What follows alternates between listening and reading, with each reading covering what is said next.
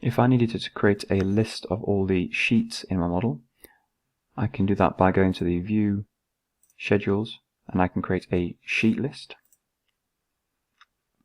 I can then add any of the information that is related to the sheet, and this includes custom project parameters as well.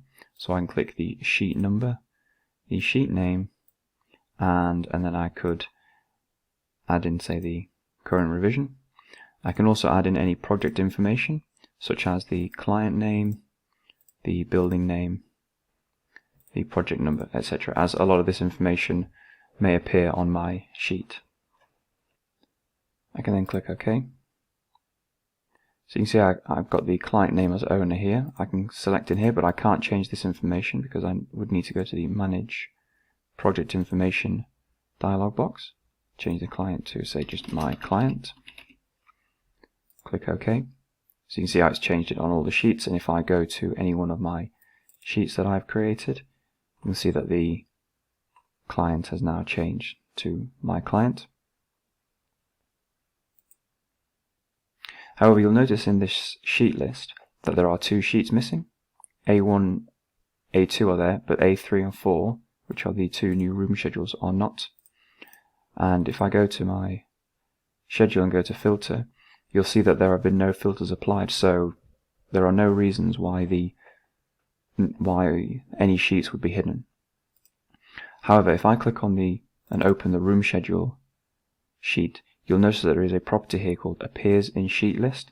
Now this is a global project property that allows you to define whether a sheet appears in a sheet list or not. So regardless of whether there are filters on the sheet list, if this is unticked, it will not appear in the sheet list schedule. So if I tick on Appears in Sheet List now and go to my sheet list, you'll see how the room schedule has appeared. Likewise, if I click on A4, just here, single click in the project browser, and I click Appears on Sheet List, and you'll see how it appears in here. So this is something to note about why certain sheets may not be visible in certain schedules. It's because of this Appears in Sheet List. Obviously, you can then use the Filter tab to filter any information that you need. So the sheet number equals A1 would only show the sheet for the sheet number A1.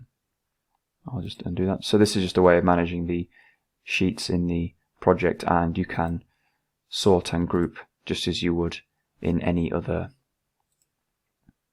schedule. Often what we'll need to do is batch change some information across multiple sheets. So for example, in the room schedule, I need to change the drawn by and the checked by properties.